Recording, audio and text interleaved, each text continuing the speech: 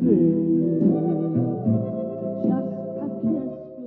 tout le monde, j'espère que vous allez bien. Aujourd'hui on se retrouve pour une vidéo concernant les cadeaux de Noël. Si jamais vous n'avez pas encore fait vos cadeaux, je vous ai préparé une petite liste de cadeaux de Noël sympathiques et utiles à faire en dernière minute et on va commencer tout de suite. Juste avant, je vous conseille de vous abonner si vous voulez continuer à suivre mon contenu. Ça me permettra aussi de voir ce qui vous plaît et si vous appréciez mon contenu. Donc aujourd'hui on se retrouve pour une vidéo qui concerne les cadeaux de Noël. Je vous ai préparé une petite liste qui va vous permettre de faire des cadeaux de dernière minute qui soient pas complètement idiots, qui soient des cadeaux originaux et utiles. Pour commencer, comme vous pouvez le voir dans ce décor, j'ai plusieurs guirlandes et je trouve que c'est toujours un cadeau sympathique à faire. C'est un objet déco, ça peut permettre de rajouter un peu de lumière dans une pièce, donc ça c'est toujours quelque chose à envisager. Vous avez plein de possibilités de guirlandes, des guirlandes de feuilles avec du lierre par exemple qui sont très à la mode, les guirlandes avec des petits pompons comme ici, des guirlandes toutes simples lumineuses ou encore des guirlandes avec des motifs lune, étoile, des choses comme ça. Donc vous avez plein de sites sur lesquels vous pouvez les retrouver. Vous avez tous les magasins comme par exemple Jiffy, Castorama, Leroy Merlin, même Ikea en fond. Vous avez aussi évidemment Assos, Monsieur Bricolage, etc. Une autre idée qui est cette fois-ci très dans le thème de l'hiver, c'est tout ce qui va être bougies, encens, produits pour se sentir bien dans sa maison et par exemple les huiles essentielles ou un diffuseur d'huile essentielle. Là c'est pareil, vous avez plein de magasins, plein de boutiques en vendent et vous avez aussi certainement des petits fabricants de bougies artisanales que vous pouvez trouver pas loin de chez vous. Ça c'est quelque chose qui fait toujours plaisir généralement, ça embaume une pièce, ça a un côté chaleureux, sympathique. Je vous conseille toutefois de privilégier tout ce qui va être parfum classique, coton, linge qui sent bon, des odeurs vraiment qui peuvent plaire à un maximum de personnes si vous savez pas trop ce que la personne aime. C'est pour ça qu'on évite généralement d'offrir des parfums quand on ne connaît pas la personne, c'est toujours plus compliqué de choisir un parfum qu'elle va vraiment apprécier. Une autre idée qui peut être sympa si la personne aime bien décorer et prendre soin de sa pièce, ça va être tout ce qui va être affiche, poster, que ce soit personnalisé ou non.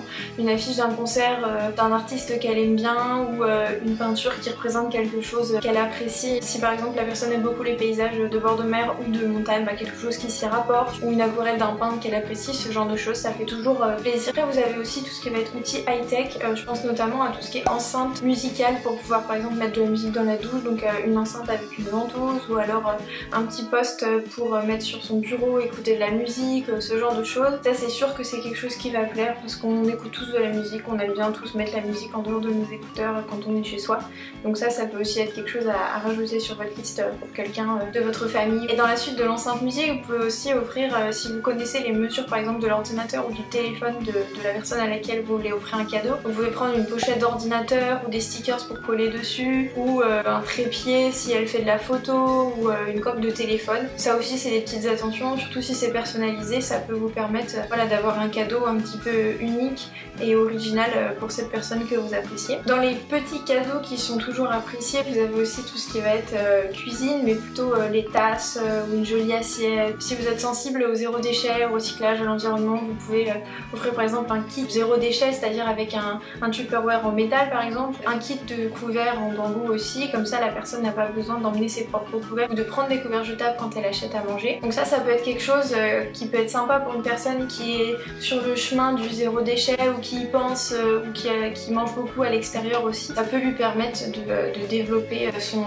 attrait pour le zéro déchet. Mais de manière générale, vous avez aussi tout ce qui est tasses en porcelaine, des mugs isothermes si la personne va d'un endroit à un autre, elle veut emmener son café ou son thé. Une autre idée qui peut être sympa, c'est plutôt tout ce qui va être petit rangement. Un rangement à bijoux, un rangement pour du maquillage ou alors moi ce que je me suis acheté récemment et que j'ai trouvé très sympa, c'est les grands paniers en osier. Vous allez pouvoir ranger tout ce que vous voulez, les poser sur vos armoires, sur votre bureau ou carrément les ranger dans vos placards pour ranger des vêtements par exemple. Ça c'est une petite touche sympa, ça peut toujours plaire comme cadeau de Noël de dernière minute. Après si la personne apprécie tout ce qui va être prise de notes ou qu'elle est en études ou qu'elle aime bien de manière générale la papeterie, vous pouvez aussi lui ouvrir un joli carnet, un ensemble de carnets avec des stylos ou un ensemble de papeterie avec des petits trombones personnalisés, des post-it un peu sympas avec des formes rigolotes. Et ça c'est une attention qui est vraiment agréable et qui est en plus utile parce qu'on a tous des choses à noter et même si on est adepte du tout numérique, voilà, on peut toujours se servir de post-it ou d'un petit carnet pour noter des idées de choses à faire ou des choses qu'on a envie de réaliser. Après, dans le même genre, des petites attentions comme les bougies ou les tasses, vous avez aussi les plantes. Alors là, il vaut mieux choisir des plantes classiques,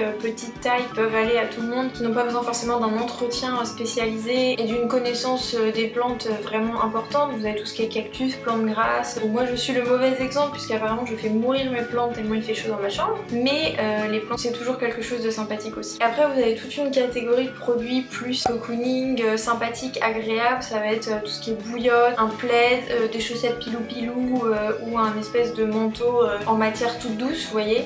Ça peut aussi être sympa. Ça se trouve dans plein de magasins du commerce de manière générale, même pas des magasins spécialisés. Et vous avez ça dans différentes catégories de prix, donc ça peut être quelque chose qui peut vous intéresser aussi en dernière minute. Si jamais vous êtes en âge de boire de l'alcool et que vous avez une connaissance qui apprécie la dégustation de vin ou qui apprécie tel type d'alcool, vous pouvez aussi lui acheter une jolie bouteille, pas forcément à des coûts très importants, mais vous avez des bonnes bouteilles, vous pouvez vous faire conseiller aussi dans des magasins, donc ça peut être quelque chose de sympa. Évidemment tout ce qui concerne la nourriture, vous avez aussi tout ce qui est thé, café en vrac ou en sachet, avec différents types de thé, d'origine de thé différentes selon ce que la personne apprécie. Par exemple le rooibos c'est toujours sympa parce que c'est sans théine, donc ça permet d'en boire tout au long de la journée. Sinon vous avez aussi des thés de Noël, par exemple dans les marques qui font des thés très sympas, vous avez le palais des thés avec des jolis pots verts qui sont vraiment très bons. Mais vous pouvez aussi après offrir tout ce qui va être chocolat, des gourmandises, des bonbons, des petits colis de nourriture qui sont toujours sympas à offrir au pied du sapin. Et si jamais vous savez que la personne apprécie les jeux